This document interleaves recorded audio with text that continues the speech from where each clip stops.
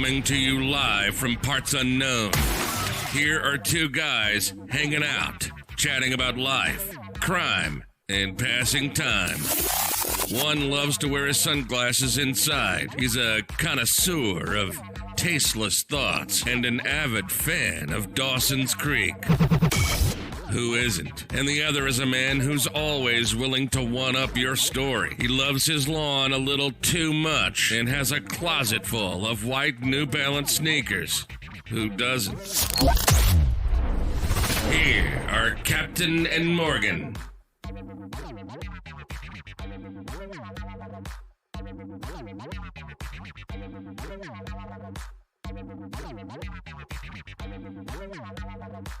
Welcome to Captain and Morgan. I am your host, Morgan, and once again with me, I should almost at this point say, as always, with me as always, is my good friend, your good friend now, it's Jerry. Hello. We are live from Parts Unknown, and I am the most uncaptain I've ever been since we've been doing this show. I've got no beer, no bad smells, no banning of vans, never seen Dawson's Creek. Oh my goodness. And I'm wearing a bra, so totally not the captain. You've never seen Dawson's Creek? No, never, ever. I have no idea what it's about. I'm guessing it's about a river somewhere, but I've never seen it. Never. Shame on me. Maybe that should be your captain homework for the week. You need to watch Dawson's Creek. Is it? But hang on, is it a good show though, or is it a crap one? I can say that. Well, no, I think it was okay. I think it was a good show. I never really watched it. I don't want to say never really watched it. I never watched it. Okay. When I was in school. So I graduated. We probably said this a million times. I graduated a year before Captain. Okay. But I never had any friends that sat around lunch tables going, "Oh, Dawson's Creek," or we didn't talk about like shows like that. No. So I didn't feel the need to have to watch Dawson's Creek or any television show just so I can fit into the conversation, I guess. I see. So maybe it changed in his year then. He's like king of Dawson's Creek, isn't he? He loves it. He loves it. He's probably watching it right now. Probably. Let's be honest. Eating ice cream, watching Dawson's Creek. With his sunglasses on in the house. I don't have any sunglasses either. See, totally not captain today. I'm not channeling my inner captain very well. I'm going to have to sort this out for next week. I'll try and captain myself up a bit. That's horrible. So horrible. Show's going downhill this week because you're not captain enough. I'm not captain enough. Well, I've had some really nice messages actually. So thank you everyone for your messages on Twitter and on Instagram, telling me how much you love Captain and you miss him, and we miss him too. So he will be back. Don't worry, you're not going to have to put up with me forever. But thank you for your lovely messages saying how much you're enjoying it. So that's really nice. That's nice to know. That is nice. I did break quarantine, not this past weekend, but 2 weekends ago to go visit him. Did you? We hung out. Yeah, we hung out on a Saturday night watching UFC, which was fun. I love UFC. But it was way too late. I think I told you this. You were so tired, weren't you? Just way, way, way too late. And so, like, I don't know. I probably got over there about 8:30, maybe, something like that. And it wasn't over until like 2 a.m. It's like, this is going on for way too long. You know what this shows, doesn't it? This just shows that you two are getting old. Because before, when you were in your 20s, like nights out wouldn't start till like 11 p.m. And you'd absolutely. Like cracking on. Now you're like, oh, it's 2 a.m. It's too late. I need my bed. I'm getting old. Yeah, I remember like back in the day, you look at your watch like 8 o'clock, I'm like, oh God, it's way too early. Yeah, going out. Exactly. It's way too early. Gotta wait. But now it's like 8 o'clock. It's like, okay, I'm ready to get my jammies. That's right. I'm ready for bed. See you later, everyone. Going home. Ready for bed. No, but I got so comfy like on his couch. Like we're watching it. I think he probably fell asleep a few times. But I was just laying there. And I remember just thinking to myself, I just wanted to go to sleep. You two just look like that guy from for a little bit. I bet you. You both sat there with beer in your hands. Did you have check shirts on and you're both snoring? Yes. Yeah. No. You know what? We actually. I didn't have a beer. I had Kraken and Coke. Oh, okay. That's what he was making for me. So yeah, no, I was just the just a Kraken. It was actually good. It wasn't bad, but no beer. So what's his measures like during lockdown? Are they like quadrupled like everyone else's?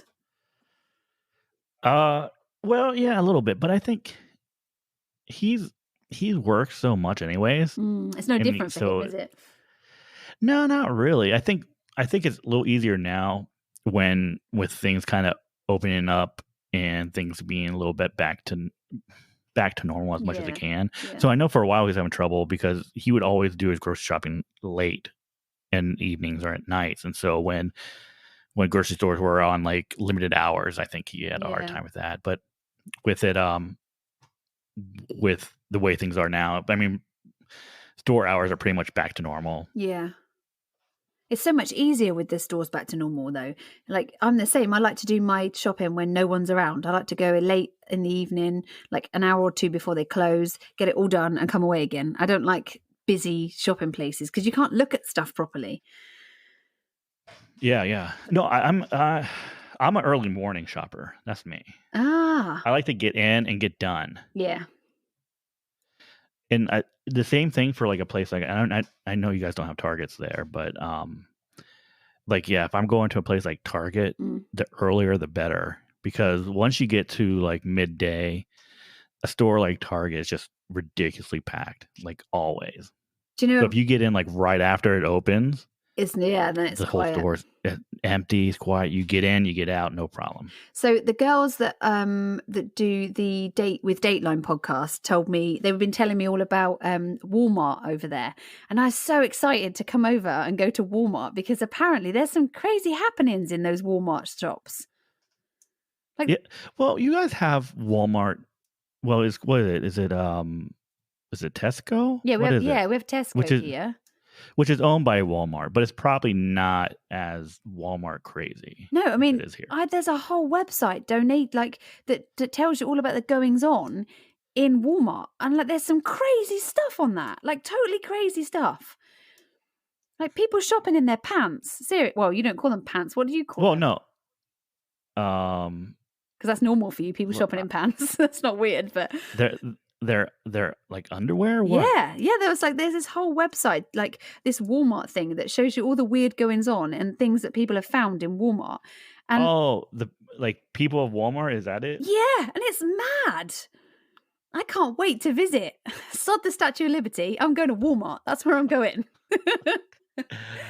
Oh, okay. I just pulled it up. I mean, I knew about it, but I don't think I've been on this website. It's brilliant. Ever. It's brilliant. Like here's a picture of a guy. He's wearing a Crown Royal bag as a mask. Yeah. Nice. Yeah. There's loads of weird stuff on these people of Walmart. If you haven't seen it, go and have a look. The girl showed me this and it is brilliant. Absolutely brilliant. There's some weird stuff on there. There's like somebody who was in like a diver's suit and flippers, like shopping, and some lady with like her butt out, just walking around Walmart with her butt out. It's just crazy. That's some weird stuff. This is amazing.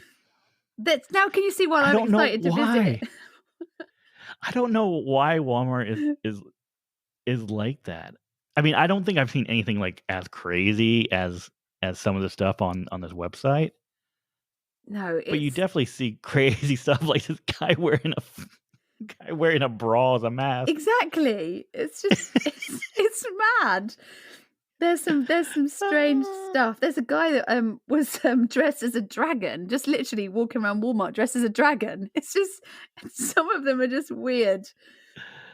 Totally weird. But there's so much fun. Yeah, so if you want to have a look, it's peopleofwalmart.com. And you can just see all the different things that people have taken pictures and just uploaded it to this website. Like some slogan t-shirts that are just like priceless, absolutely brilliant slogan t-shirts. Oh my God. When you come here, I'm definitely taking you to Walmart. We're going to go and we're going to go ninja around Walmart. We need to go to multiple Walmarts just to make sure that we don't miss anything. Okay, and we'll take loads and loads of photos and we'll upload our visit. And hopefully it's as exciting as what they've got on here. Oh, there's a lady with a pair of boxer shorts around her face for a COVID mask. She's got pants. Did you see the video I did? God. The boxer shorts video I did? No. Oh, I'll send it to you. I did this. I'll see if I can upload it to Instagram. But I did this video of how to cover your face completely near enough, except for your eyes, with a pair of boxer shorts. Yeah. It's really good. You'll have to try it and send me the video of you trying it. It's brilliant. Oh my God. It's really Are you easy. serious? Yeah, no, serious. It's really good. I'll send it to you. You can have a good laugh. All right. I'll try it out. I'll try it out. So, I'm having fun girlying up your little man cave, yours and Captain's man cave, with like glitter and bunting and stuff. There's no fart smells. There's no beer. It's a total girl world. It is nice. Speaking of which, I have my new little recording area, which I just moved down to. So Very posh. that's super excited about that. Yeah. I got my basement finished. So I guess this is the new Okay, so Captain calls his space. Well, he has the garage, which I don't want to ruin the mystique. It's not really a garage. Don't tell people that. I know. It used to be in the garage. His space is amazing. Like, it's unbelievable. But he also has a tree house, and so I need to come up with a great name for my recording area. So that's going to be maybe that's going to be the listeners' homework for the week. Just let's find a good name for my recording space. It's very manly. I don't your know. Recording space. It's like you've got like lots of man stuff, haven't you? But it isn't like manly, like sports cage or man cave type. It's just very masculine space. It is. There's absolutely no girly stuff there. You're lucky I don't live there, because there would be bunting and there would be sparkly pillows. I would be coming round to your man cave and sparkling it up. There's a lot of gray, a lot of like blue, navy, black. There's my Irish whiskey collection. It's a grown-up man space, isn't it? Really, it's a grown-up space. It is. It's not a bachelor pad. No, it's not. There are no like babes. movie posters on the wall. No Maxim magazines. It's Well, so you say. I've only seen 3 walls of it. The other wall might be covered in babes and all sorts of stuff. Don't look in the boxes. Don't open any cupboards. Don't look in the boxes. Don't look in no cupboard. Don't look for my hiding spaces. They're all over. Also, I record like in the spare room in my house, but we've got like the spare bedroom in it, but I've convinced my husband to let me turn it into a recording studio. So I'm actually I'm gonna, because nobody really sleeps in here. No one comes to my house to visit, so only my mum, and she can go on the sofa bed. So we're going to turn it into like a cool little recording studio, which I think will be quite fun. Nice. Yeah, I want a bit of space. Everyone needs a little space. Yeah. Everyone needs a little space. I had just said something which reminded me. I'm going to give, before we get into this week's topic, I'm going to give one old. It's not a high school story; it's a college story. Okay. But I feel like I haven't given any good college stories lately. No, there's been a lack. So I said, don't look. There has been. So I said, don't. A little bit ago, I just said, don't look for all my hiding spaces, because they're everywhere. And that made me think of, in college. I know we've mentioned Indiana Avenue, where I lived on college, and I think we've had some stories about it. Mm-hmm. So I lived up there. I lived on the street called Indiana Avenue. This was up off campus, Ohio State University, and I moved up there when I was 20. So I lived there from 20 to almost 22. And the house that we had was actually a double house. I don't know what you call that in England. So it's a bigger house, but it has basically two homes connected, right? Or 2 living spaces. Okay. So so there were basically 2 sides to the house. It was split down the middle. Yeah. 2 bedrooms on each side. So one side we had there were 3 friends that lived on one side. And then me and 2 other friends lived on the other side. Okay. And so we being college kids, we always did dumb shit all the time. And I don't know where this came or how this came up, but we decided that we were going to pull a prank on one of our friends, but it was going to be like a long-term prank where the payoff wasn't going to be until like year or years down the road. Oh wow. We have a friend named Vince that we would pick on a little bit. Oh. Because not pick on. he would often be the target of pranks because of his reaction, right? He always had a great reaction to pranks. Right? Okay. And mostly it'd be him just getting like really, really, really frustrated and irritated.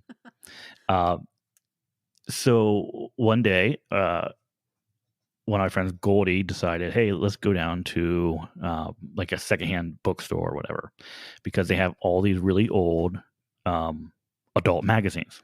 Okay. Like magazines from like the 70s, 80s. Oh, so whatever. like the hairy lady ones. Yes. Okay, cool. Yes. Right, okay. And so we went and got like a huge selection of all these magazines. A lot of them were like there would be like ethnic women or whatever it was, right? Yeah. And so our plan was we were going to cut up all these pictures and we're going to hide them all throughout his room. And we were gonna put them like in spots that some of the places where we put them, he was gonna obviously find them right away. But we also put stuff in locations where he may never find them, or he wouldn't find them until he actually moved out. Oh no! And so we would do this. We would put these pictures like in his textbooks, like his first class books. And so I know at one point he went to class and opened his book, and a picture fell out. Oh no! Right there on the floor. Everyone thinks he's a total perv. Oh yeah, definitely. No.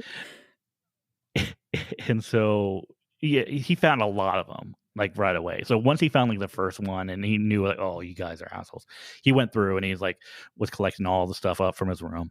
But he kept finding these pictures while he was up there and living but the best was when he actually finally moved out. So he lived up there. If I had to guess, he was probably up there for maybe 3 or 4 years, maybe.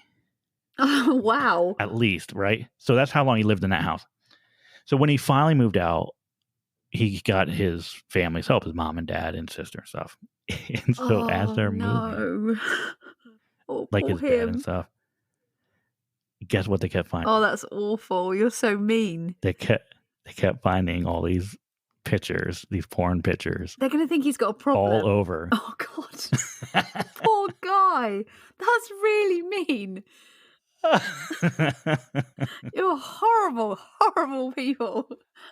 The best jokes and the best pranks are those that can last for a long time, and they are seemingly endless. I think it's worrying that you've got the foresight to think of something that far down the line. That must have taken some brain work.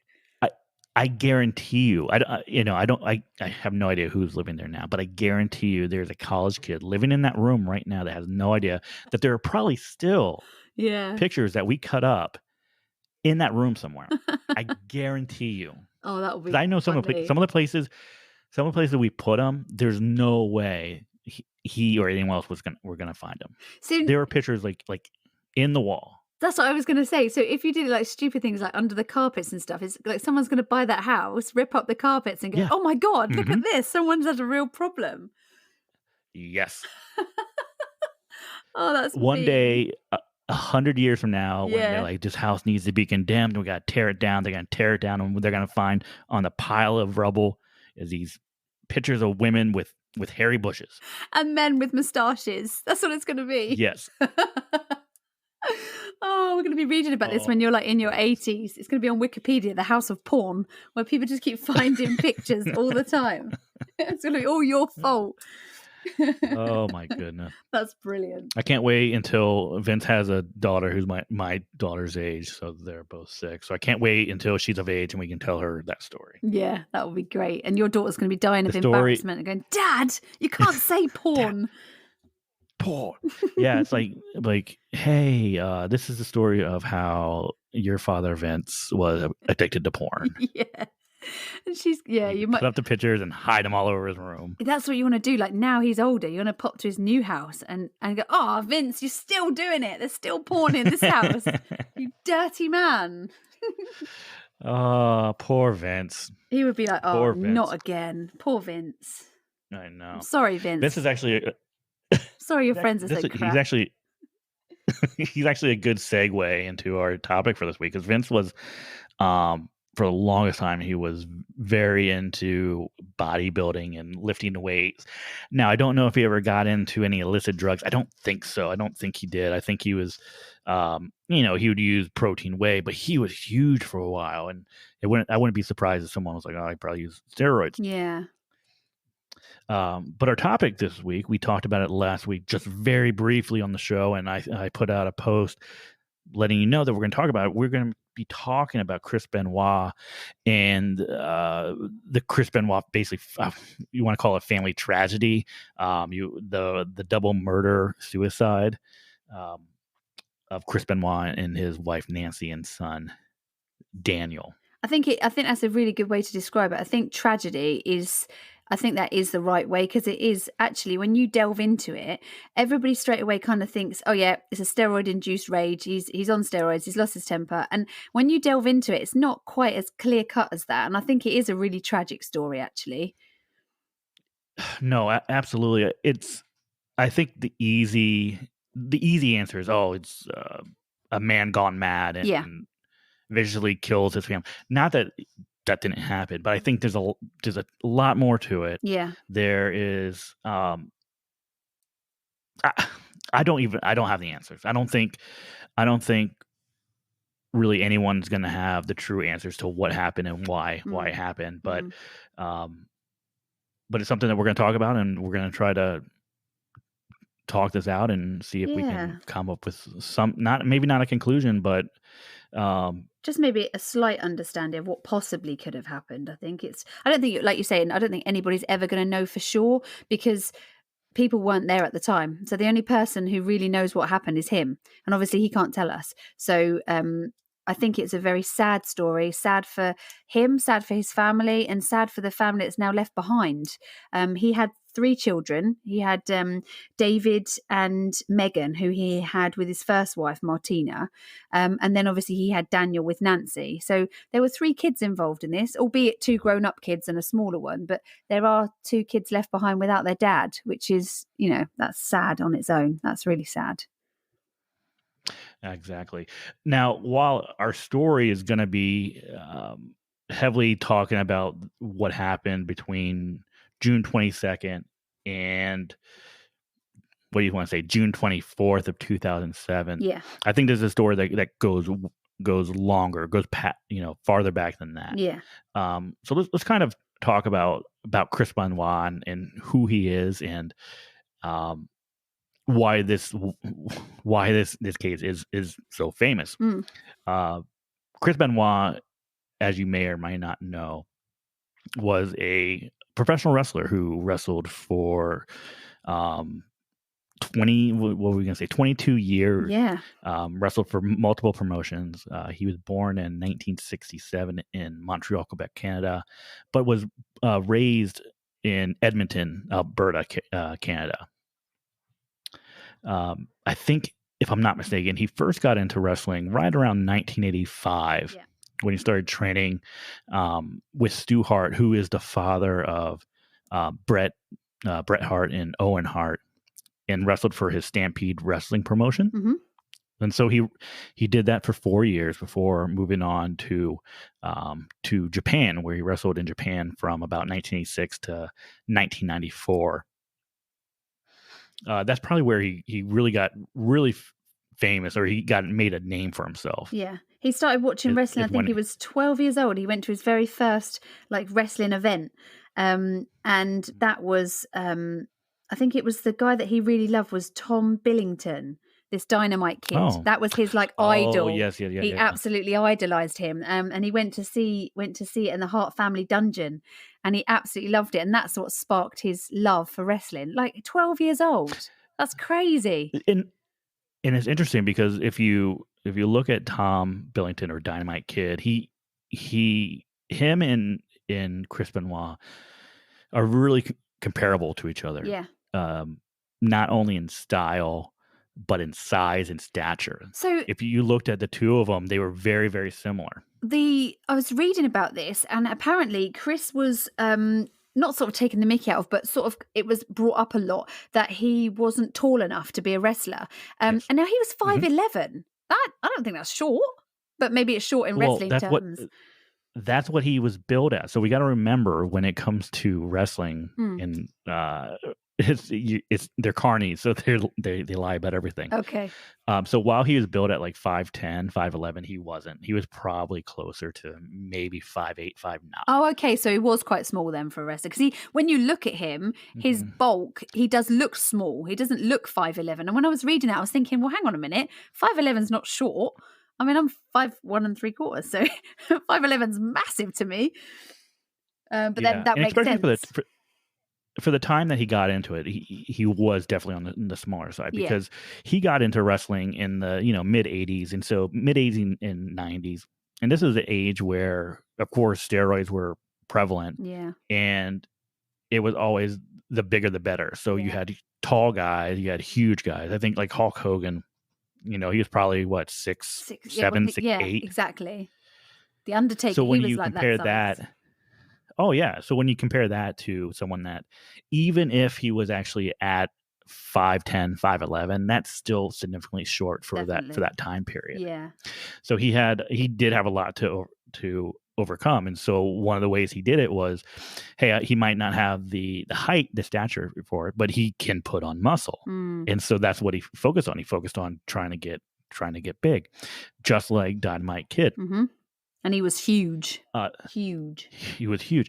Now, the other thing that he took from the Dynamite Kid, besides kind of his stature and how he wrestled, was one of his famous moves, Dynamite Kid's, was the flying headbutt. That's right. Which is something that Chris Benoit decided he kind of picked up, and so he continued.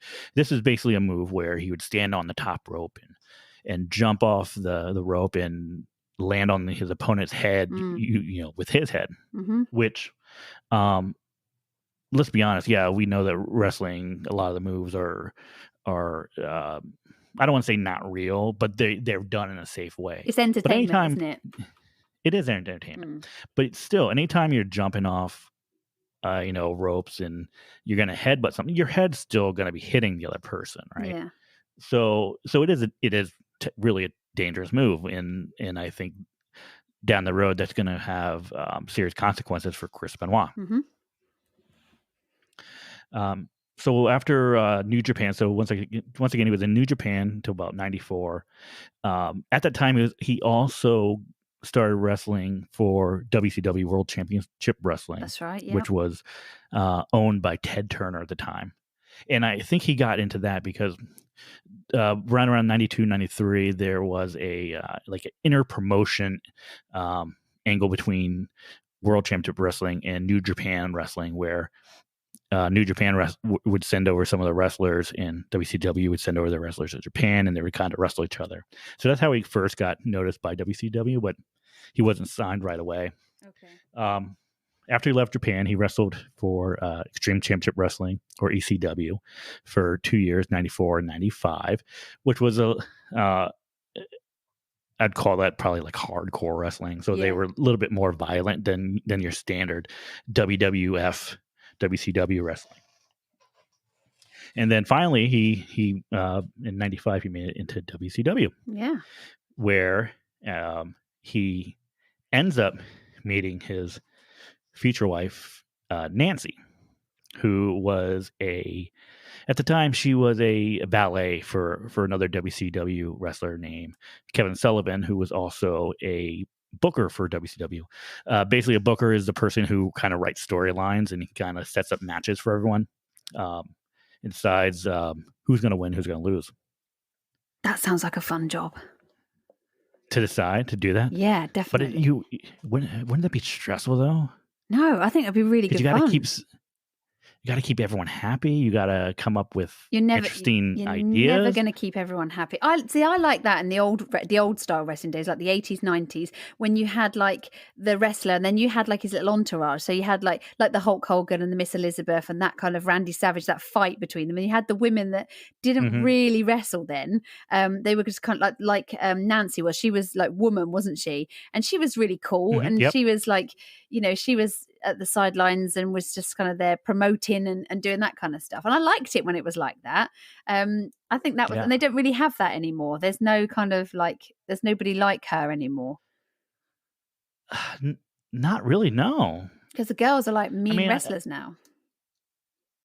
well, most of them, yeah. I mean, I think there are some female managers, valets, what you want to call them, but nothing like what Woman was or Nancy was, No. or even Miss Elizabeth. That's right. So it's completely different now. Yeah. Um, But Kevin kind of but sealed his own fate, didn't he, with this? Because he is he did. choosing what's going on, writes this storyline, and then it comes true. So, yeah, okay. Yeah, so let's get into this. So Kevin Sullivan, as I said, he is the booker. Mhm. He's also, at this time, he's married to Nancy. So they're married in real life. She's his valet. And as the booker, he decides to create a storyline where Chris Benoit and Nancy end up having an affair. And Nancy goes off and is with Chris. And I saw the clips of this. I saw the clips of this where he's like, Chris is really teasing Kevin Sullivan. And now you obviously know, looking back in hindsight, you know that it actually happened in real life. It's so cringeworthy to watch because it must have been awful for him. Oh, no, absolutely. Well, because, okay, here's the thing. So Kevin Sullivan was really into kayfabe. So if you don't know what kayfabe is that's basically creating the perception that everything is real, right? So in wrestling, you have kayfabe. So he wanted to keep kayfabe going with the storyline. So he actually had Nancy travel and like stay in the same hotel room as Chris Benoit during this whole angle. Oh no. So it's not just him going, okay, we're going to create a storyline, and in storyline, you're going to run off with Chris Benoit, and you're going to be his manager, and I'm going to be jealous, and we're going to fight. But then once the cameras are off, you're back to being my wife. Yeah. No. As long as this was going on, he was like, you're going to be traveling with Chris. You're going to be, when you're in public, you're going to be in public with Chris Benoit. You're going to be in public holding his hand. You guys are going to be going in and out of the hotel together. You guys are going to be eating together. So everything you're doing is together. No. So what happens, right? Yeah. This storyline of Chris and Nancy having an affair turns out that they end up having an affair. Yeah. Nancy ends up leaving Kevin Sullivan. Oh dear. But you said it. He sealed his own fate. I know, he's written it himself. He's got no one else to blame but himself. He pushed her basically into his arms, didn't he? Here, go into this into this hotel room with this really buff, nice-looking man and pretend you're having an affair with him. Oh, whoops, you really do. Yeah. Because let's be honest, Kevin Sullivan was not a good-looking man compared to Chris Benoit. No, I mean, Chris Benoit is not my cup of tea. Not my kind of thing. But compared to Kevin Sullivan, he's better. He's better looking. Yeah, yeah. In all aspects. No, so poor old Kev.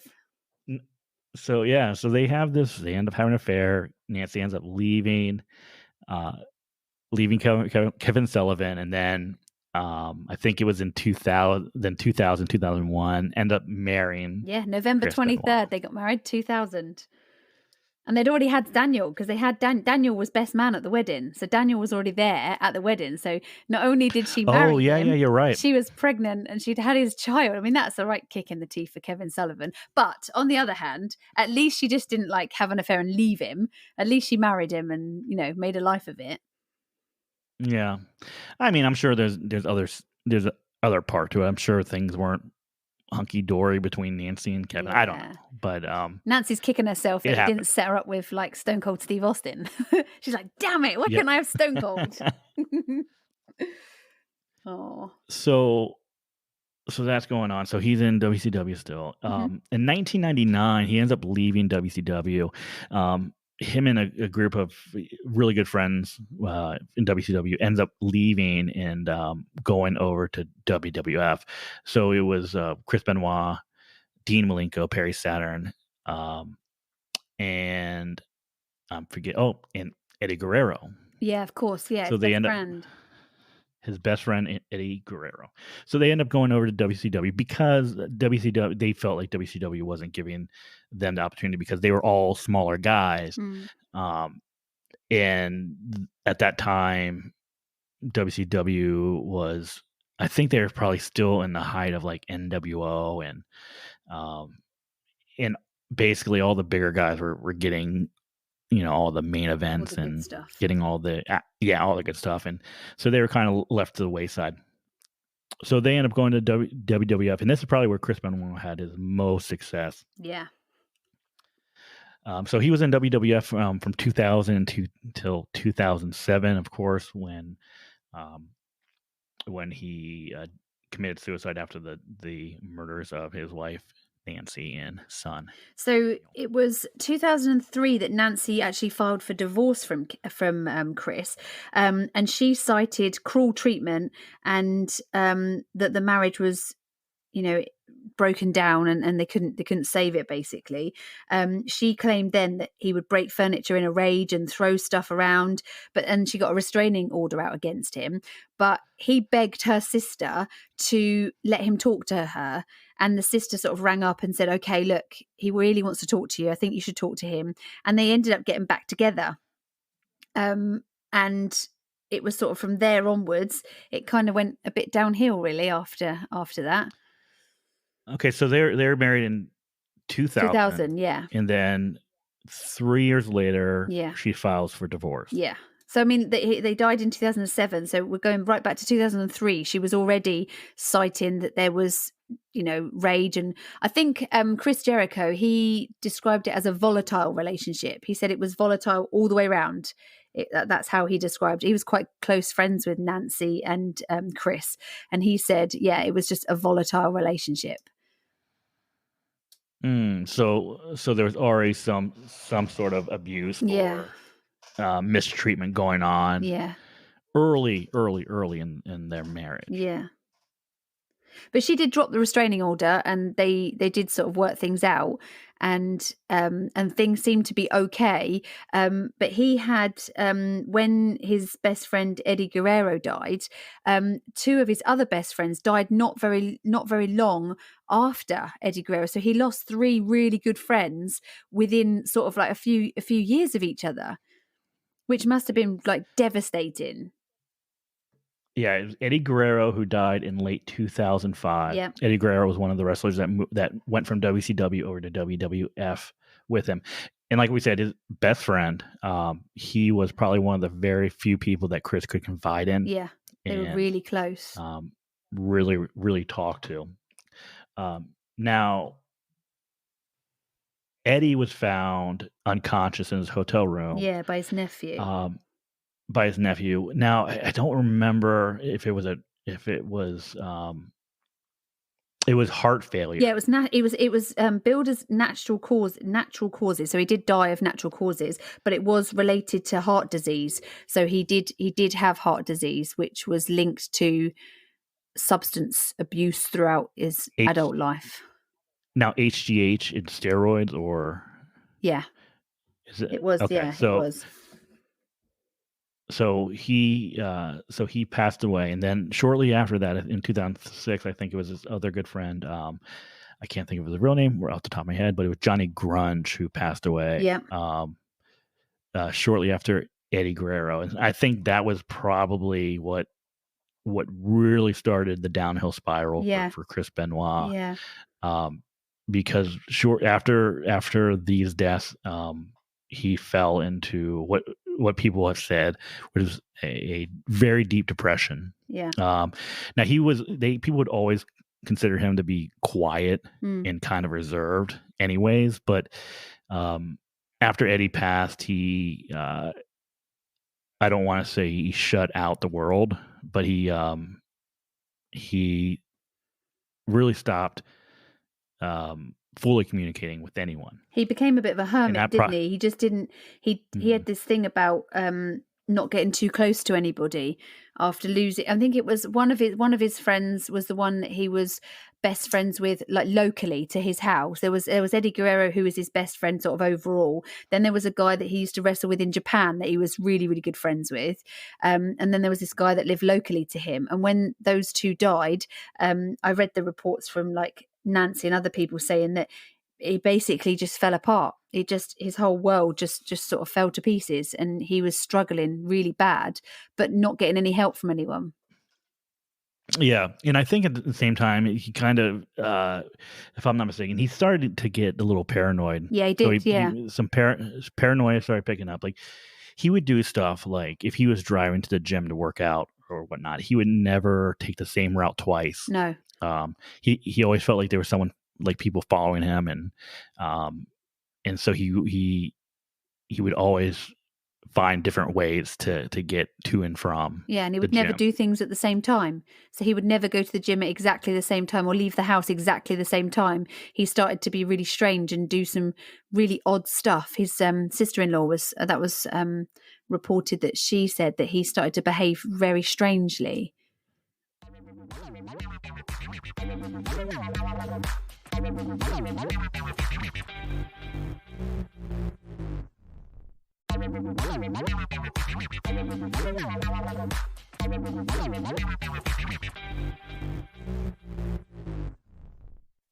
Oh, absolutely. So in May 2007, in a series of text messages to Chris, Nancy began to complain to Chris about his steroid abuse and would refer to the WWE's wellness policy as a joke. One of them, one of the texts stated that she states, "I will not accept this steroid-induced roller coaster of emotional abuse. Ignoring the problem or running away isn't going to help you face it. You need professional help, and only if you're fully honest about it." Then later on that day, when she mentions the WWF wellness program, she says, "Get off the stuff. It's obvious you're on it. I'm probably not the only one who can see it, and we both know the wellness program is a joke." So this WWE Talent Wellness Program is like a program that's designed to test the wrestlers for the drugs that they're using to make sure that it's clean. However, a lot of wrestlers were still able to take drugs and still pass those screenings. Chris did actually have a screening done like the week before his death and passed it, even though he had, elevated levels of testosterone in his system, which is not allowed when you're wrestling. So any idea how they actually passed these? I don't know. I mean, it was very when I was watching through, listening to the different wrestlers talking about it. I don't think there's anyone that will tell you how they did it, but it was common knowledge that a lot of them did do certain things to pass it. I know, like people would have cycle on and off of drugs. Yeah. But I would still think that if he had in his autopsy, if he had a significant elevated amount of testosterone, that should show up on any test that was taken like a week prior, right? But I wonder how long. I don't know how long it stays in your system for. In Chris's autopsy report, because I read through his autopsy report, and quite a lot of it I did understand, but quite a lot of it I did have to Google quite a bit. So my Google history is going to be fascinating. Someone who's looking through. But his autopsy report stated that he had fine scalp hair.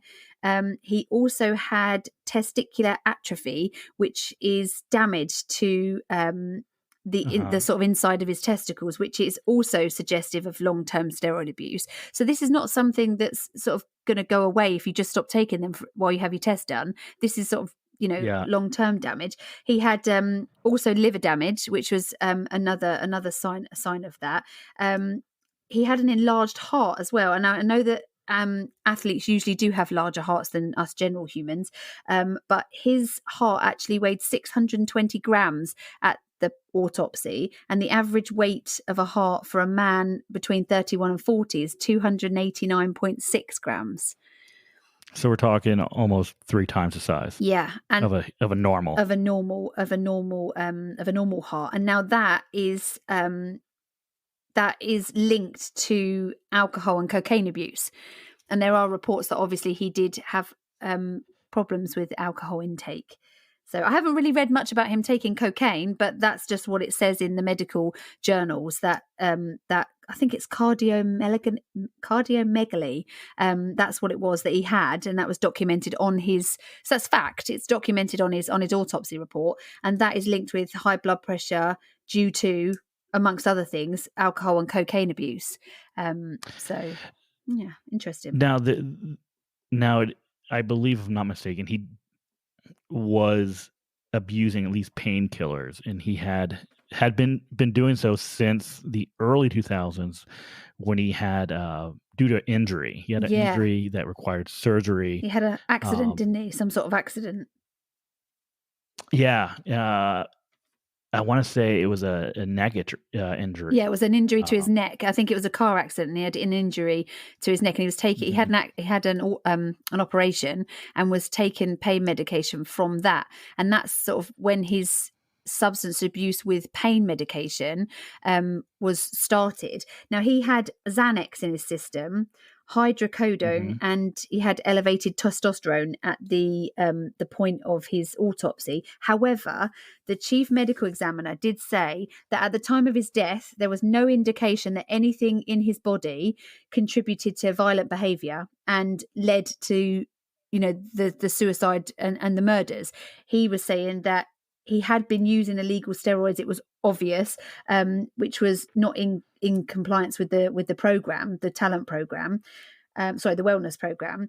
But the two drugs that was found that he was taking quite frequently was this, I think it's nandrolone and anastrozolone. I think it's really long, weird words, but one of them, the nandrolone is, there's no anger or behavioral side effects to that, because I checked all the side effects. That one increases the muscle growth and the bone density of the body, and the other one decreases estrogen in the body, so that obviously elevates the testosterone. So he's taking two drugs, one that's elevating his testosterone and the other one that's building his muscles, but neither of those, reading through their side effects, neither of those have anger or outbursts or anything as a side effect.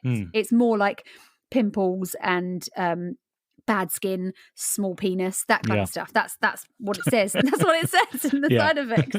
So yeah, that's what they're saying. But anabolic steroids rarely, apparently, according to the medical journal, they said that this roid rage is actually quite rare. It's usually only likely amongst excessive users that have already got a pre-existing psychological issue. So maybe he had a pre-existing psychological issue when he was younger. You just don't know, do you? There's nothing documented that he did, but you don't know. Now, I wonder if steroid use coupled with something like CTE, would cause that. The farther the more damage to your brain, and if that would move you towards more outbursts. So obviously I don't know if everybody, but I've watched the Aaron Hernandez documentary, and I've done a lot of research on Aaron Hernandez and the effect that the CTE had on his brain. If you don't know what it is, I'll let Morgan tell you the actual name of it, because I can never ever say it. the proper word. It's chronic traumatic encephaly. I can't say it. Encephaly or something like that. We'll go with that. Yeah, it's CTE anyway. Basically, it's caused by damage to the brain from repeat hits to the head, and this is why a lot of NFL players have this problem, because obviously they're constantly getting hit in the head, and boxers get this as well. And if you've ever known anybody that's got Alzheimer's or dementia, Chris's brain was taken by a guy called Christopher Nowinski, who was a former wrestler, who's now got this foundation that basically documents stuff, with head injuries on the brain. And his tests showed that Chris's brain was so severely damaged that it resembled that of an 85-year-old Alzheimer patient. And I mean, Chris was 40, so that's a huge difference. And if you've ever known anybody that's got Alzheimer's or dementia, the change in a person through that can be very rapid, and it can be huge. My grandfather's got dementia, and he has had a rapid decline in the last year. He's gone from knowing who I am and being a very quiet, mild-mannered person to, on occasion, being very violent, very strong, at the flip of a switch. And he doesn't know what's happening. He has no idea what's going on. You can have, before I could have like a normal conversation with him, and then something would happen and he would just flip like a switch. And it's dangerous because, I mean, he's an 80 something year old man, and okay, you can generally grab hold of somebody like that and stop them. If you look at somebody like Chris Benoit, who is physically fit, very big, very strong, if he was to flip like that, how would you stop someone if you're a woman, you know, like somebody the size of Nancy? Mm-hmm. That makes me wonder, is it the damage to his brain that's caused him to just totally flip out? Coupled with obviously drugs, alcohol, and all the rest of the stuff that's going on. I don't know. I mean, he's obviously got. I mean, it's a fact. He's obviously got proper brain damage. There's obviously, surely that must have affected him. It must have affected his daily life. Well, let's get into, before we jump into what caused the cause of his snap or whatever you want to say. Let's just get into the weekend of June 22nd. Mm-hmm. So June 22nd was a Friday. Early in the day, Chris Benoit did visit his doctor, who did not notice anything abnormal with Chris. He didn't notice any depression, any anger. For all intents and purposes, it was a completely normal visit. Sometime that evening on the 22nd, what we know is that Chris strangled Nancy, and she passed away. Also in the house was his 7-year-old son, Daniel, who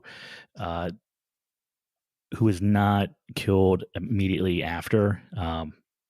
From what we understand, it was probably either late Friday or early Saturday. Yeah, when he was. His autopsy report says it was he was killed a while after Nancy. They believe the next day, going from his autopsy report. Now I'm trying to remember. Was there anything? What indicated that was later on Saturday? I think it's the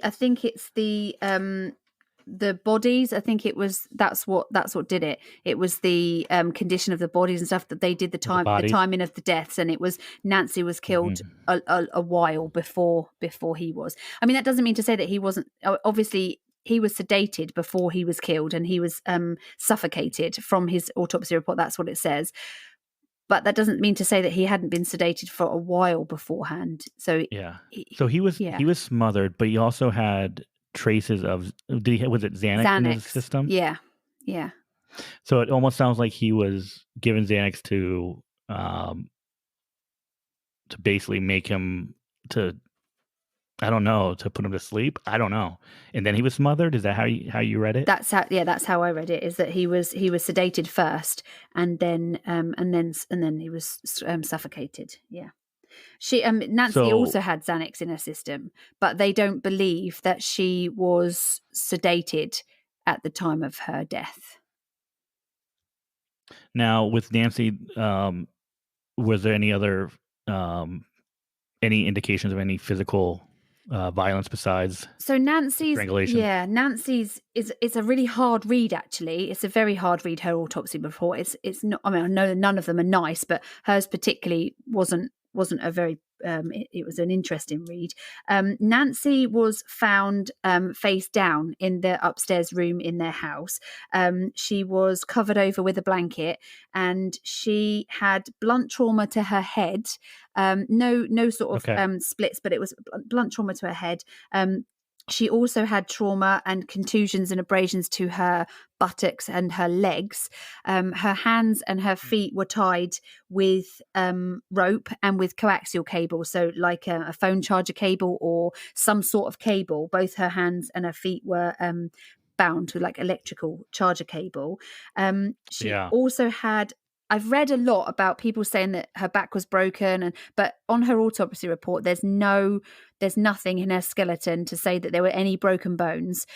However, she did have tissue damage to her upper back, which is consistent with pressure being applied to her back or her chest.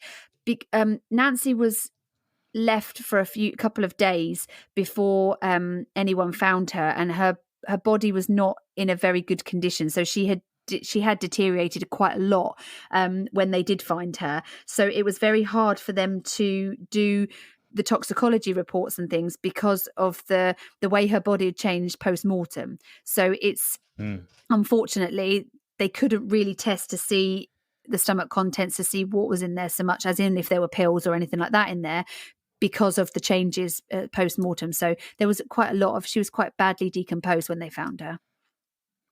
So there's a lot of violence aimed towards Nancy, but not nothing, nearly, nothing towards Daniel. So it's almost like Daniel was more of a, I'm trying to think of how I want to say this. It seemed Nancy's was quite violent, whereas Daniel's, it was not, you can't really say it was mercy, but it was it was it was though compared to Nancy. So there was whatever the anger was not towards Daniel. No, it was almost the way I want to describe, I would say it is okay. So if we go back to last week, we talked about Count Xavier, and we talked about the son that was in college, and he brought him back. And he killed him. Where that was almost like I kind of want to save him from the being tarnished or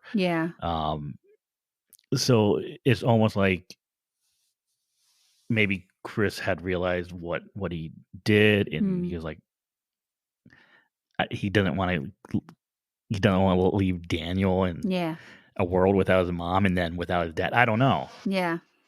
It seems just looking at it, it seems that Nancy's was a rage-filled murder, whereas Daniel's was it was thought out. I mean, it obviously was thought out. It was that was a premeditated thing, because obviously he knew what he was going to do, and Daniel was sedated. So again, like the murders in France, those children were also sedated before they were killed, and so that suggests a level of not love so much, but a level of care, at least, that it's, you care about the person, whereas it seems that Nancy's was kind of like a rageful kind of murder. Because let's be honest, like with Daniel, there was no need to sedate him in order to smother him. No. Daniel was on the smaller side to begin with. He was small. He was 7 years old. Yeah. So it's almost like he sedated it to make it easier for him to do it, maybe, possibly. So that you don't want to feel your son fighting against you, and you don't want to hear the cries or whatever it might be. Exactly. So these murders occur on the night of Friday 22nd, Saturday the 23rd, and then things kind of get a little weird from this point. Yeah, really weird. So this weekend there was a scheduled pay-per-view event on Sunday night, on the 24th, which was supposed to be in Houston, which Chris was supposed to work, but he was also supposed to be working the night before at a house show in Beaumont, Texas.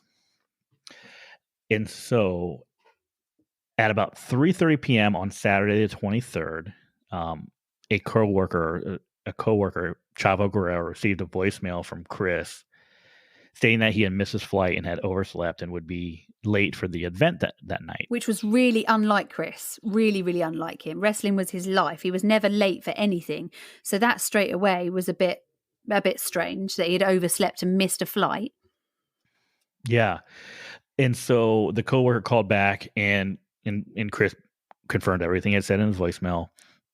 and Chavo Guerrero, who is the nephew of Eddie Guerrero, who we mentioned earlier, stated that he sounded tired and groggy. And then Chris at that point stated that he said, "I love you," which was completely out of context for him, or something that he doesn't do, right? So he wasn't a person that was like, "I love you," especially a coworker. 12 minutes later, the Chavo had some concerns with Chris's tone and demeanor and called him back for a second time, which Chris did not answer, and he ended up leaving Chris a voicemail stating, "Call me back." He then got a call back from Chris at 3:44 p.m. stating that he didn't answer because he was on the phone with Delta changing his flight, and that Chris stated that he had a real stressful day due to Nancy and Daniel being sick with food poisoning. So by this point, they were both already dead. They're both already dead. Yeah. Yes. Yeah. So this is the first time he's mentioned them. He mentions food poisoning. Yeah. So he states that they're sick with food poisoning. He ends up discussing travel plans for the show that night, and then the show the next day. And he was still sounding groggy at this point. So then at 4:30 that same night, another coworker who often traveled with Chris called him from outside the Houston airport. Chris had told that coworker that Nancy was throwing up blood and that Daniel was also throwing up. Chris thought that they both had food poisoning. He stated that he changed his flight and would be arriving into Houston at 6:30 p.m. He told that coworker to go ahead and drive to the event without him. 5:35 p.m. Chris then called WWE Talent Relations, stating that his son was throwing up and that he and Nancy were in the hospital with their son, and that Chris would be taking a later flight into Houston, landing late, but he would make it to the event that night in Beaumont. At 6:10 that night, the representative called Chris back and asked Chris once again what time he was getting to Beaumont. Chris responded that he was leaving Atlanta at 9:20 p.m. Eastern Time and arriving at Houston at 9:24 Central Time. The representatives advised Chris that he would be too late to make that show the night, and that he should just go ahead and just take the flight to Houston, get rested up, and be ready for the event the next night, the pay-per-view the next night. Then 6:13 p.m., the representative from WWE once again called Chris to reconfirm the travel plans, but did not get an answer from Chris. The representative went ahead and left a voicemail to Chris saying, once again, take the flight and rest up. So that was the last we heard of Chris Benoit on Saturday. Yeah. Now we get into Sunday. Now Sunday, this was early Sunday, so about 4 a.m. Sunday morning, there were texts that came from both Chris Benoit's cell phone as well as Nancy's cell phone. Yeah, and it was exactly the same message, wasn't it, from both? From all of them, yeah. So the first one was from his cell phone. This was at 5:35 a.m. on Sunday, June 24th, which was sent to Chavo Guerrero and another wrestler. I can't remember who the second wrestler that he sent it to was. But the first one wrote, "My physical address is 130 Green Meadow Lane, Fayetteville, Georgia, 30215. Less than a minute later, a second one was sent, which stated, "The dogs are in the enclosed pool area. Garage side door is open." Then he repeated that text to the same two wrestlers from Nancy. So this was a minute to 2 minutes after those first ones, which is, "My physical address is 130 Green Meadow Lane, Fayetteville, Georgia, 30215. And this is like 5 a.m. in the morning. 4 a.m. Yeah, 4 a.m. 4 a.m. in the morning. Yeah. So then after that, so we got to remember he was supposed to be at a show that night. He never doesn't know show. He's never not in communication. In 22 years, WWE, that's right. In 22 years, yeah. So that night, WWE made several attempts to contact Chris via phone and text messages, as well as they checked all the local hospitals in the Atlanta area. And then as of 11 p.m. Saturday night, there had been no contact made with Chris Benoit. So then so the following day, so Monday, June 25th, WWE was finally notified by Chavo Guerrero of the text messages that were sent at 4 a.m. the previous morning. 12:45, WWE contacted Fayetteville County Sheriff's Office and requested them to go to Benoit's residence. Then at 4 p.m., WWE received a call from Fayetteville County Sheriff's offices advising that they entered the house of Chris Benoit and found 3 deceased bodies, a male, female, and child, which of course were Chris Benoit, Nancy, and Daniel. Then, of course, the house was secured as a major crime scene, and that they had no further information at that time. Mm. And I think that the whole text thing, I think, is really strange because bearing in mind Nancy was killed, they believe from her autopsy, they believe she was killed on the Friday, Daniel on the Saturday, and then these text messages and things are coming from Chris's phone. I mean, it can only be Chris that's doing it. Chris and Nancy's phone on the Sunday morning, early Sunday morning. So that, I mean, Nancy died Friday. That's a long time before he kind of, and that makes me wonder. Obviously, I can understand the rage if you were to, be arguing with somebody. We know that their relationship was volatile. We know that they were having some problems like that. We know that there was alcohol involved because the crime scene photos show half bottles of wine and alcohol. You can see that they've been drinking, and also you can, although it does say in both autopsy reports that the drugs in both of their systems, Nancy and Chris's, were of a recreational use, not an elevated, other than the testosterone, not an elevated level. And so there's nothing really from a toxicology report that actually that points to something that's immediately stands out to you as being, well, he had this in his system and that can cause this. Obviously, unfortunately, due to the decomposition of Nancy, they can't actually test her blood alcohol level because of the problems with that. So that's sort of inconclusive as to whether or not she had been drinking a lot. But Chris hadn't. He had alcohol in his system, but it wasn't majorly high levels of alcohol. But it could have come out of his system from Friday by the time he had died on the Monday.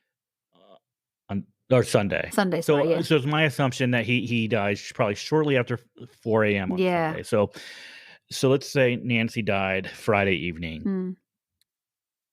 And then Daniel died sometime Saturday morning. So we're talking, at least 36 hours from Nancy's death until when Chris killed himself.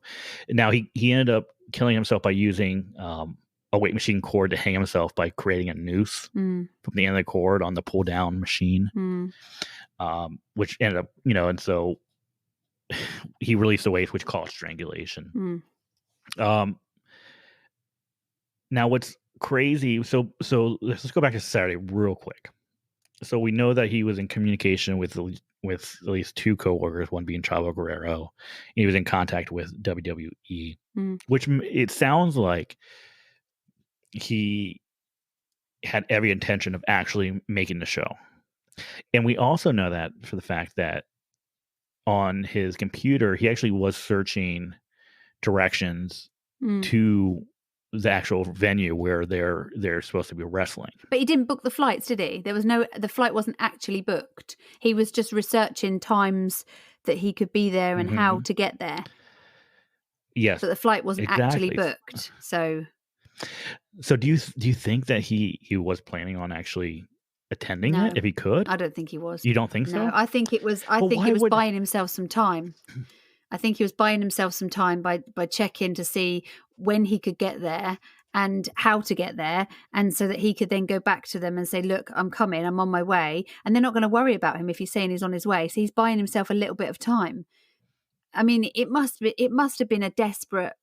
If let's just say hypothetically, if he and Nancy argued and he in a rage killed her, he's then got that realization once he sort of comes a little bit to he's not going to be in a rage for 3 days. He's going to have come to his senses at some point and thinking, shit, she's dead. Now what do I do? What do you do now? He's supposed to be somewhere. I don't think straight away he would have thought, right, that's it, I'm going to kill Daniel and then I'm going to kill myself. I don't think it was as quick as that. You know what? I don't think he would have ever had that moment of, oh my God, I actually killed her. Only for the fact that he tied her up, you Yeah. know? Yeah. Unless he's like in some sort of I don't know, some sort of like blind rage. Mm. But even in a blind rage, would you still have the time to tie someone up? I mean, we don't know. We don't know if she died first and then was tied up, or if she was tied up and Uh-huh. then was killed. We don't know how that. Yeah. We don't really know how that played out, and unfortunately, because of the decomposition, there's not really. It's very approximate with Nancy. Everything's very approximate with her because of the situation you find yourself in with her. So I think it's really, really hard. So many what ifs, Yeah. what ifs, what ifs. I think the one thing we could probably agree on. I know that there's people out there that think it's some sort of conspiracy theory that it was some third party that killed all three of them, and there's some huge cover up. I don't think that's I the don't case. know. And I think his actions, especially his actions on Saturday, Yeah. make it very clear that that's not the case, right? So he's not going to be texting Chavo saying, "Hey, Nancy and Daniel are sick with food poisoning, and I got to take care of them." If it was a third person who went into the home and killed, and you have to imagine too, they're in their house for, once again, over 36 hours, so they have to be killing and torturing Daniel and Chris Benoit before leaving the house. So no. There's no conspiracy. There's no Kevin Sullivan isn't coming back into that house to, to get revenge on Chris Benoit, who stole his wife like more than 10 years prior. Yeah, I think that's more of a conspiracy, kind of a sensationalized sort of. It's just I think this is quite clearly a very, very sad and tragic case. I think you've got a very troubled man who is suffering from not only trauma to his head over many, many years of wrestling, which has obviously given damage to his brain. You've also got him who is extremely depressed and full of grief from losing friends that were really close to him. He's also in a relationship that is quite volatile, possibly mostly because of his behavior, but it is a volatile relationship. And that's all sort of, again, that's all sort of coupled with the blood, with the drugs and the alcohol. And I mean, the guy is messed up. He's not in a good way to start with. And it's let's be honest, he is in a profession where it's a manly profession. You have, it's not a profession where you admit weakness. No. So he never got the help he needed. No. He never got the help he needed. And I don't think he ever wanted to get the help. No. I don't think he was in the mindset to even consider the fact that maybe he needed help to resolve some of these internal issues he had. I know that they gave him, when Eddie Guerrero died, they gave him a diary because he would just go around to Eddie's house, and Eddie's wife Vicky would just find him in a heap, just sobbing on Eddie's side of the bed. And she said multiple times that Eddie's kids would come in and say, "Mum, Chris is crying again. He's up in Dad's gym. He's crying again." And that's signs that things are not good. You've got a man who is in his best friend's house, lying on his best friend's bed, crying with his wife. I mean, his wife seemed to be in a stronger mental position than his best friend. And that sort of, the thing that confuses me with this is the clarity of then ringing WWE and texting to say that that both of them have got sickness bugs and both of them aren't very well and that he's going to be late. That just confuses me because that sounds to me quite thought out. And obviously that's a bit strange because I don't know whether he was buying himself a bit more time, and then I really don't know. It's a very strange timeline of events, this one, and it's very hard to find a clear link between what's happening. No, you're exactly right. It's unfortunate what happened. It's like I said, it's a tragedy. Yeah. For multiple people, and it's something that didn't have to happen. It's something that could have been prevented. I don't want to place blame on anyone because I don't think there's anyone truly to blame besides Chris Benoit. Yeah. But I think that there were people within WWE, they're friends of his that could have done more for him. I think that's I think that's a really good point. I think that I mean I don't know the internal workings of WWE, but surely there must be a team of sort of like the well checkers. That surely there must be people that are there to look at the welfare of the athletes and to check on things like that. I mean, surely we know from back then we didn't know, but obviously now we know that repeated blows to the head can cause this, and prolonged use of this can cause problems. But surely there must have been people that would look out for them, and maybe not. Maybe there wasn't like a team that did that, but. Could there have been? Should there have been? Is that down to them? Is that their problem? Then I don't know. I mean, especially with, after the death of Eddie and with him, crying and, uncontrollably and, visiting his home and his gym. Mm-hmm. And at the time, Vicky Guerrero was employed by WWE. Mm. So there had to be some sort of communication between her and the powers that be at WWE saying, hey, look, there's something wrong with Chris. Yeah. He's not good. He's really not good. He's not good. He's in a bad space. And I understand, like, maybe they don't have things set up for that, but, maybe they do. Maybe they need to have things available. I mean, most workplaces have services available for employees to call if they're having issues, right? Now I mean, now but they do. Back then, obviously, they didn't. 13 years ago? Maybe they did. I don't know. No, I'm not sure. You don't think they had it? You don't think 13 years ago? No, I don't think they had it to the scale that we've got it now. I don't think mental health was as prevalent and looked at as it is now. And I think maybe back then it was just I mean, WWE is huge. I mean, it's massive. And I wonder if maybe they didn't have the care that they perhaps could have had back then, maybe. Yeah, maybe. And and I really think it's something that even I don't know what they have now, but it's something that they do need. Mm-hmm. When you have employees who are traveling, I mean, how many days of the year do you think they're traveling? I mean, 300 out of 365, something ridiculous, right? Yeah. When you have them traveling, they're away from their families so much. The chance of having some sort of mental health issues or emotional breakdowns is going to have to be, very, very high. And it was also like after what happened, I mean, literally as soon as it happened and there was word of Chris's death, straight away the WWE put out this like tribute to him, didn't they? And it was lots of different wrestlers took part saying how much they missed Chris and this kind of thing, but they hadn't actually got all the information as to what had happened. And so pretty soon everybody started to realize that Chris actually had murdered his wife and his son and then committed suicide himself. And then he was kind of like erased completely from WWE history. Erased. Completely like he'd never existed. And I wonder if is that a helpful thing? Okay, what he did was awful, but he wasn't a normal everyday man that just decided to kill his wife and his son. This was a severe something mentally that wasn't right. This wasn't that he was just evil and had premeditated this murder and had planned it and like a serial killer. I mean, this was a sad, and perhaps it could have been turned around a bit more into being a bit more, not understanding so much, but maybe a bit more, whoa, look, maybe we have to address this and not just wipe the guy out of history, because he was a huge part of the WWE.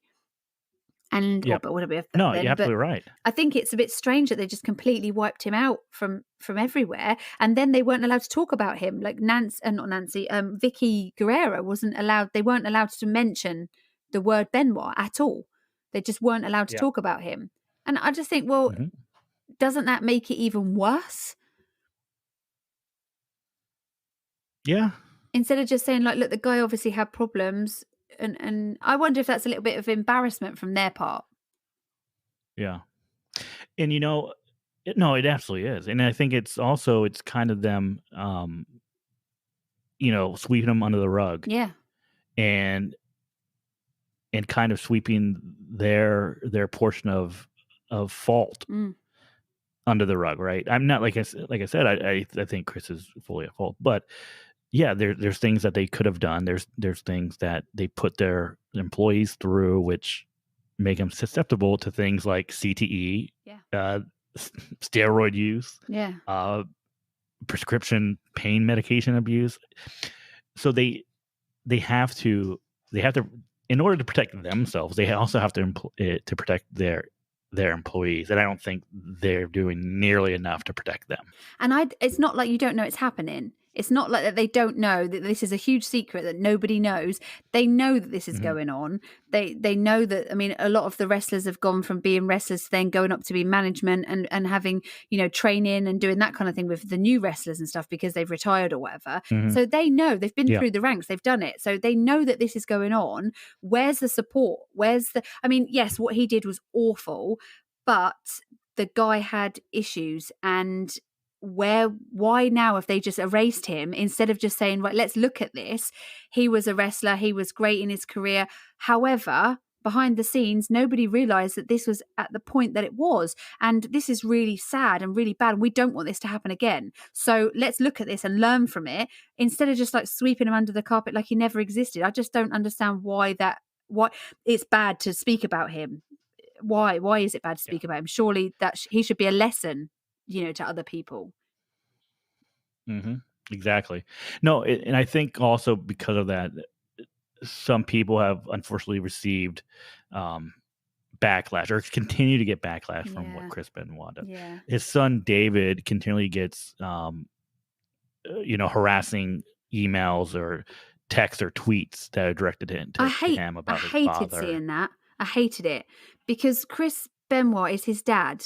First and foremost, that's his dad. And never mind the wrestler that everybody knows and now hates. But that poor guy, he's done nothing to deserve the nastiness that he's getting purely because he loves his dad. I mean, that's just, and like he said, my dad has always been my hero, and he still is my hero. I can't help it. He's my dad and I love him. And I just feel so sorry for him.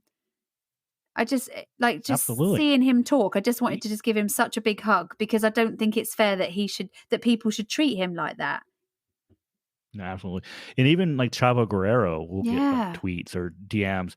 Like they'll DM him, like they'll say, "Hey, the dogs are in the pool area," or whatever. Why? Whatever Chris's last texts were. Yeah. Why? Chavo has nothing to do with it, and it's like there's no reason for people to be harassing his son or his friends or family. It doesn't need to be happening. And they didn't know that this was going to happen. His family and friends have all said that they did have their problems. But even his doctor said when he saw him that weekend that there were no signs that, there were any problems. And I think it's just really awful to target his son and they haven't really said a lot about his daughter, but to target his Romanian family. And also I think it's reading that the WWE also sort of wash their hands of his son too. And I think that's really sad because you would have thought them as an industry would go, right, okay, we've got to look after this lad now because his dad has died, his whole family's died. It's a huge media speculation, and this guy is going to be under fire from a lot of different areas. Why aren't they stepping up to like help him and look after him? Yeah. I do think probably within the past year or two, I think they did finally like let him backstage.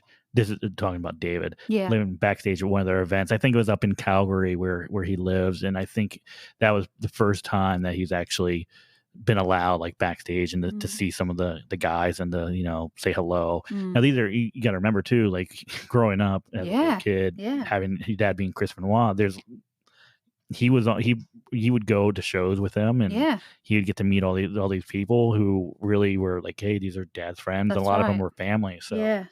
So I do think recently he was able to actually go backstage, but yeah, you're absolutely right. For the longest time, he was, I don't want to say blackballed or whatever, but yeah, he was.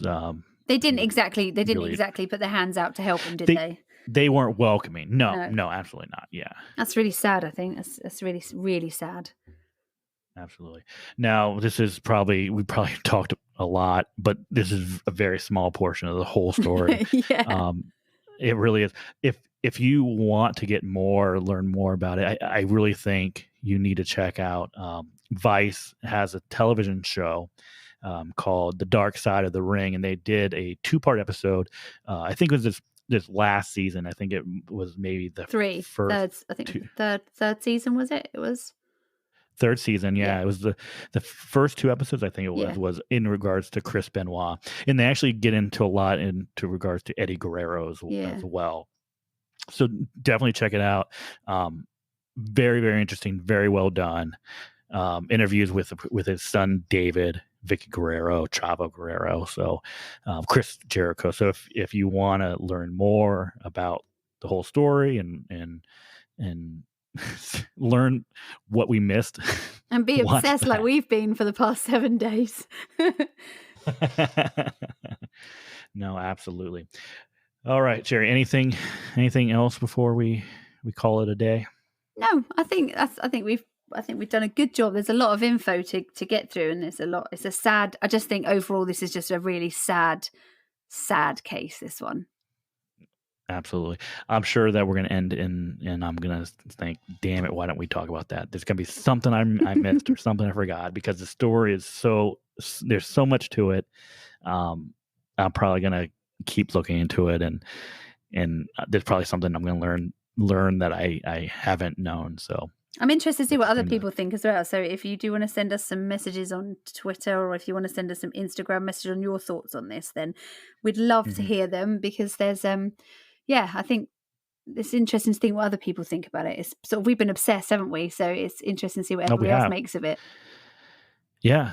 And I think, on this show, we haven't really done such a huge, deep dive like this. I mean, we've covered cases before, but this is a very, very deep dive that we did. And I kind of still feel like we kind of sugarcoated everything a little bit. We didn't get true crime garage-y too much. No. But if there's any other cases that you would love us to talk about and to kind of dive into, let us know.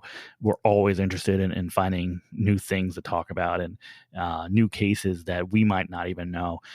It's easy to do some of these popular cases because there's so much information, but anything, if you have something that you want us to cover or talk about, shoot it our way, and we would love to talk about it. Definitely. Yeah, so thanks for listening. Thanks for checking us out. Hope you enjoyed this episode. And as always, be nice.